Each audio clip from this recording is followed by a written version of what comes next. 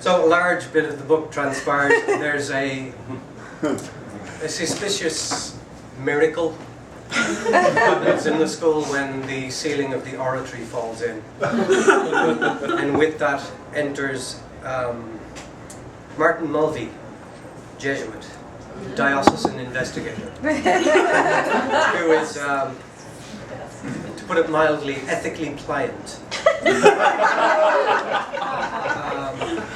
And he himself is in search of miracle for his own career prospects. So part of the case they build for the miracle is to update the biography that we just heard from, to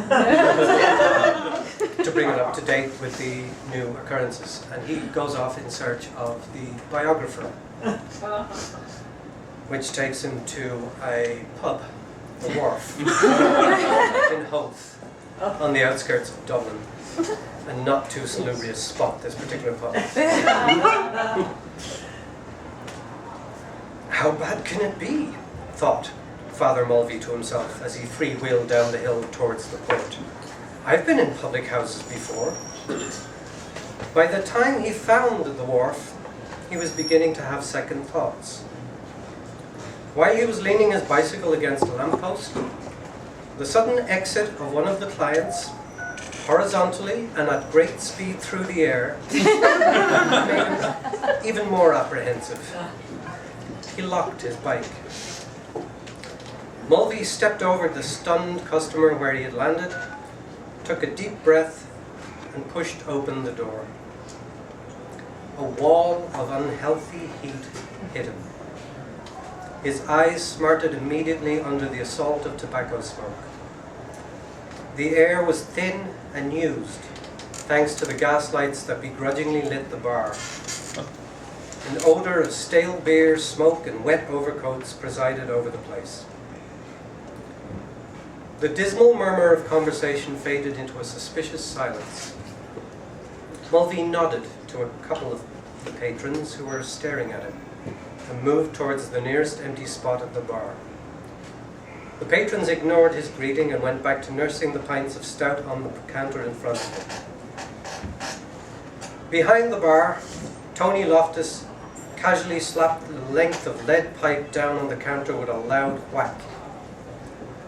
Any more of that carry on and you're out in your ear, Mar. I see you. In the corner, beside the rings board, where Mar was threatening Tommy Grogan with a broken glass, it was as if the barman had suddenly frozen time.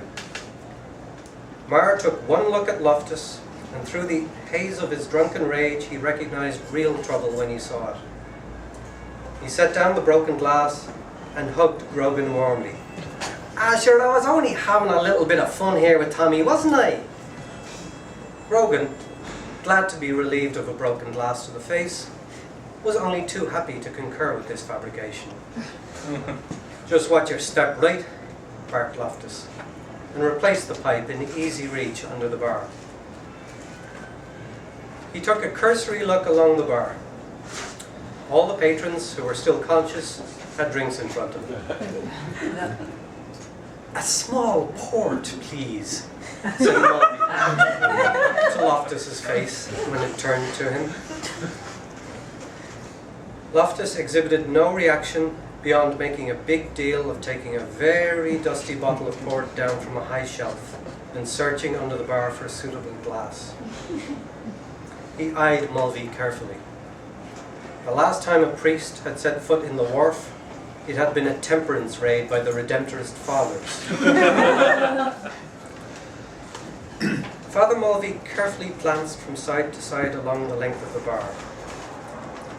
Could Marcus Madden, B.A., official biographer of the Venerable Saorseach O'Rahilly, really be in here with these broken, defeated men?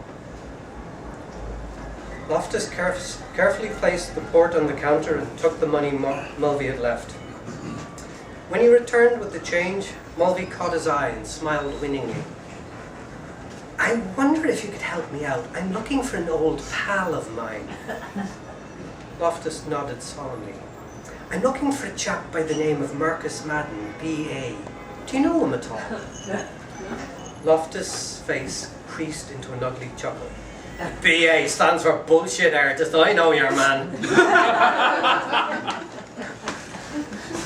Before Mulvey could react to this unexpected piece of vulgarity, there was a burst of shouting and glass breaking from the back room. Get out the fuck, Madden! You never bought me a drink in your life, you stingy bastard! A beer-soaked Marcus Madden, B.A., was propelled backward into the bar by some unseen fist. He stood reeling in the middle of the room, oblivious to the blood that was running freely from his nose. His eyes darted round the room and eventually came to rest on the unfamiliar Mulvey, who was staring in disbelief at this dishevelled wreck of a man who seemed to be Marcus Mulvey, D.A. Ah, begob, a man of the cloth! Sure, out the clergy of Holy Mother Ireland, awful charitable. Would you stand me a drink there now, Father? Mr. Madden? Marcus Madden? Inquired Mulvey timidly. Hill's asking. Martin Mulvey, Mulvey stopped himself short and decided that the term Diocesan Investigator was unlikely to go down too well in these circles. Oh yeah, said Mulvey defensively, licking distractedly at the blood on his top lip. Why don't you pull up a stool here and I'll buy you a drink? Suggested Mulvey in his most soothing tone. Madden underwent a miraculous change of disposition and lurched towards the bar stool beside Mulvey. He leaned over the bar. A large bottle and glass of crested 10, and whatever the good father is having, he commanded, as if he were suddenly the one buying. You might want, you seem to have a cut on your nose there, said Mulvey, proffering his handkerchief. Madden gallantly waved away the pristine cotton and rubbed his sleeve roughly over his mouth. "Begod, would you look at that now? Isn't that the strangest thing?" he remarked casually as he inspected the mass of blood and snot on his sleeve. Loftus sullenly served the drinks and moved as far down the bar as he could. He did not like the feeling of Madden lording it over him under the auspices of some strange Jesuit priest, but he was not entirely sure what he could do about it. Taking a length of lead pipe to a man of the cloth, even one who drank port, did not present itself as an appropriate course of action.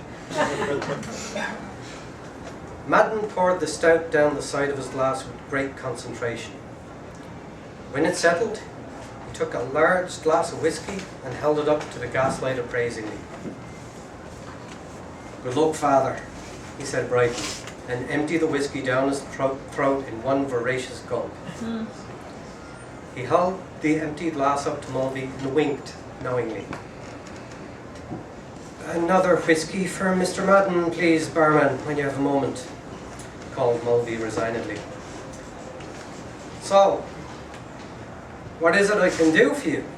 asked Madden, his humour buoyed somewhat by the warming fire of the whiskey hitting his stomach.